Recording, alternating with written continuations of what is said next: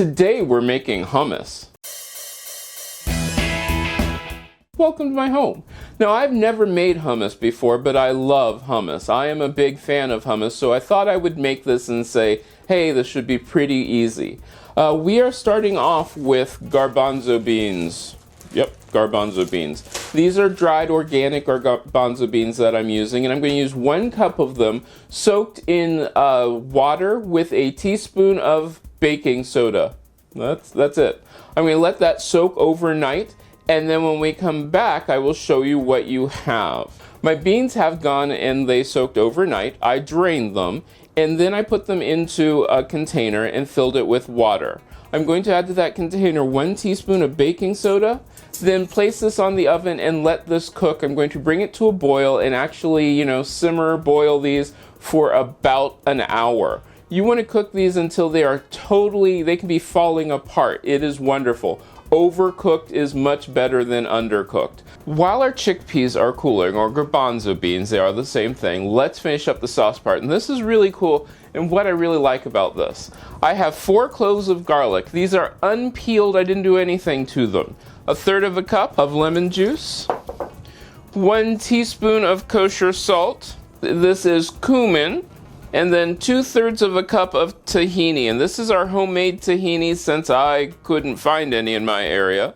If you want to learn how to make tahini, just click that I right up there, and it will take you to how to make your own homemade tahini. It is really, really good. Put all of that into our food processor. We are going to blend this until it is smooth. Once this is blended till it's smooth, then we are going to let this sit for 10 minutes. After 10 minutes, we're going to strain it. Yeah, we're just going to put it through a metal strain. I'll show you. Our mixture has been settling, mixing in together, blending the flavors for 10 minutes. Now let's add our beans, or peas, or garbanzo beans, or whatever you want to call them. Let's blend this. Here's what I like to do. I'm going to strain it through this sieve. Once it's strained, and the reason I strained it after making it really, really smooth was to make it really, really smooth.